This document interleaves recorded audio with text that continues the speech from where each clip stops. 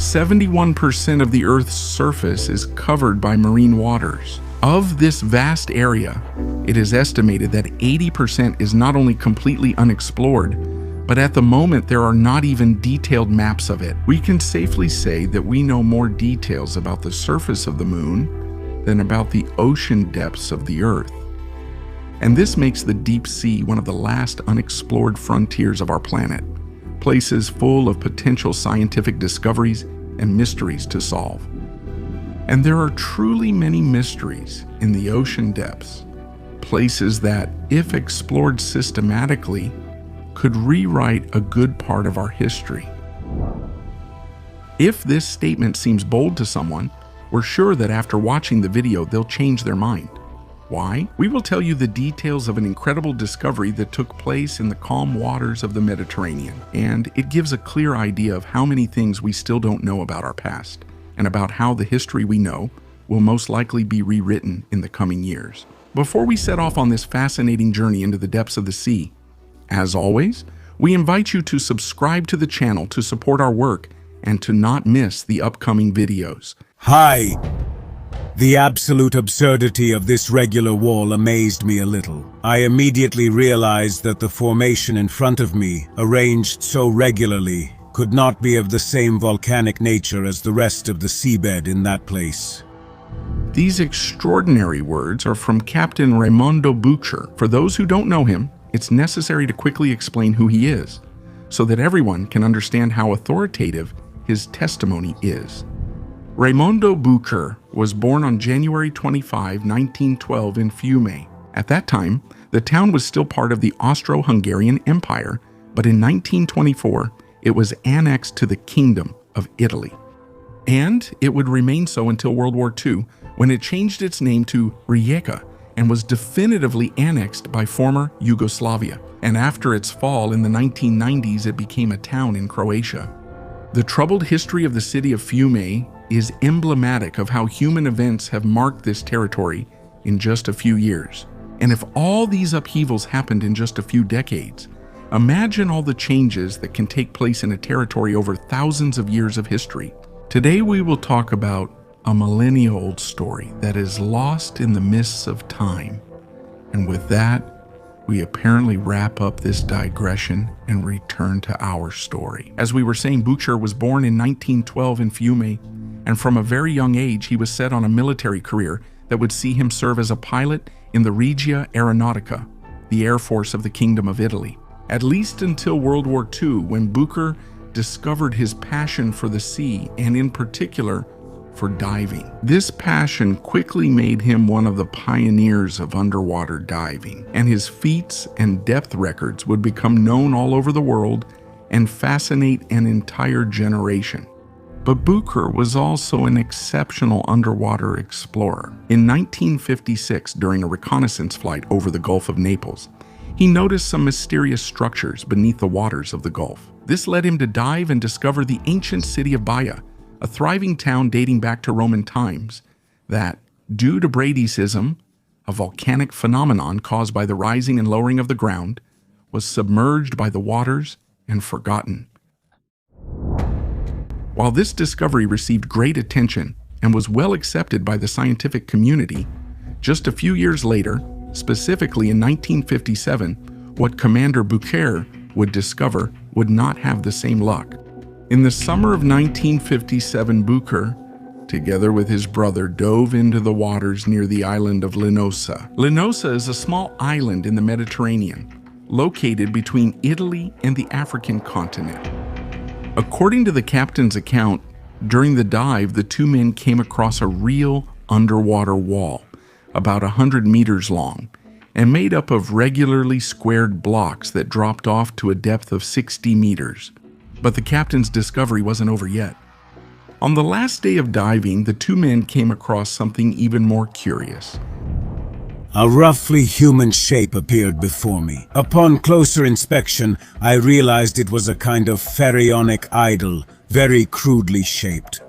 All these observations, aside from the presence of a large number of amphorae, which however could be and probably are the remains of some shipwreck, have convinced me that I am in the presence of the vestiges of a very ancient civilization. If, as we saw with the discovery of Baia, Bucher's observations and descriptions had led to an excavation campaign that brought the ancient town to light, this time the captain's account was not believed. Or rather, it was thought to be a mistake. The waters surrounding Linosa over the years have been sailed by all the civilizations that flourished in the Mediterranean. The presence of amphorae, shipwrecks, and other artifacts is not unusual at all, but the description reported by Bucher goes beyond these classic discoveries. In fact, he describes the presence of an artificial structure that would descend into the depths of the sea, and because of its construction, would seem to be the work of an ancient civilization. As we were saying, this discovery went nowhere, and within a few years, it was completely forgotten. But as we will see in the video, something very mysterious seems to be hidden in the waters of the Mediterranean. But first, to fully understand the issue, we need to take a step back. According to recent studies, 8,000 years ago, the level of the Mediterranean Sea was very different compared to today. About 11,000 years ago, the last ice age ended. This caused a huge amount of ice to melt, which flowed into the seas, causing the oceans to rise by about 100 meters. During the glaciation period, it is therefore very likely that the shores that today make up the Strait of Sicily were much closer together. It is believed that they were no more than 50 or 100 meters apart, and what we now recognize as islands were nothing more than the highest points of the land above water. These places were most likely inhabited, also thanks to a favorable climate that extended as far as what is now the North African desert, which at the time was instead rich in vegetation. But it is clear that we are talking about a very remote era. According to reconstructions, humans still lived in small tribes that survived by hunting and lived in caves. The examples of rock art found in the caves of Lascaux in France or Altamira in Spain date back to that period. So we are talking about very primitive civilizations that would only discover agriculture and create the first settlements millennia later. For this reason, Bucher's discovery went unnoticed, because identifying artificial structures in the depths of the Mediterranean seemed impossible to the scientific world and was simply considered a mistake. But now let's move to more recent times, specifically in 2010 when Libyan news agencies reported the news of an extraordinary discovery.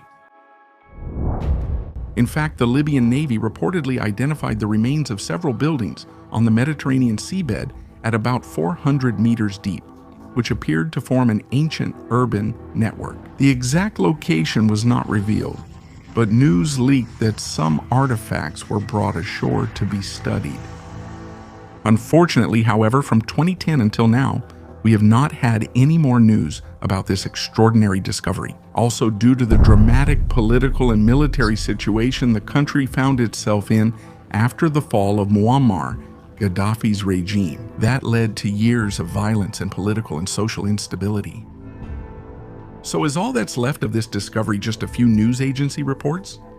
A much more interesting and well-documented discovery. It happened in 2015 off the coast of the island of Pantelleria, an island located in the middle of the Strait of Sicily that connects Europe to Africa. In August 2015, a team of geologists from the Italian National Institute of Oceanography and Experimental Geophysics, at a depth of about 40 meters off the coast of the island of Pantelleria, they discovered a large stone monolith lying horizontally on the seabed. The monolith has been dated to around 7,500 BC, and there is no doubt that it is a man-made structure. In fact, the monolith has some holes and a large opening that goes all the way through it. According to researchers, it is possible that this monolith had an astronomical function, meaning it was used to mark the arrival of solstices or equinoxes. Clearly, this is a very important discovery, first of all because the monolith that was found required cutting, extraction, transportation, and installation. This reveals important technical and engineering skills of very ancient peoples, to whom we do not usually attribute such abilities. Furthermore, this discovery becomes a concrete indication of the existence of ancient civilizations, that were much more advanced than we had previously imagined. Moreover, this discovery goes hand in hand with the revolutionary discovery of Göbekli Tepe in Turkey, a site that has been officially dated to 9600 BC and has rewritten the history of our origins. Is it therefore possible that Commander Raimondo Bucher in 1957 actually observed megalithic walls sinking into the depths of the sea, and that this was not just an illusion? If we analyze the track record and reliability of the captain, and to that we can add the discovery of the megalith by the Institute of Oceanography and the announcement by the Libyan Navy of the discovery of important buildings in the depths of the Sicilian Channel, it is very likely that in the waters separating Europe from Africa, there may be remains of an unknown civilization, and at the very least, all of this deserves to be investigated very carefully. But the clues pointing to the presence of this civilization certainly do not stop there. As we said at the beginning of the video, the melting of the last ice age led to a global rise in ocean waters, and traces of civilizations buried in the deep sea are not limited to those found in the Strait of Sicily. For example, still in the Mediterranean off the coast of Israel, archaeologists have been studying since the 1980s the submerged ruins of Atlit Yam, Neve Yam, and Megadim, towns dating back about 8,000 years. But similar situations can be found in various places around the world, for example in Japan. The underwater site of Yonaguni features monolithic structures, which are believed to be the remains of an ancient submerged city dating back over 10,000 years. Or the submerged city of Dwarka in India, which is mentioned in ancient texts as the city of the god Krishna. And according to many researchers, it dates back to at least 9,000 BC. But it's not even necessary to go that far.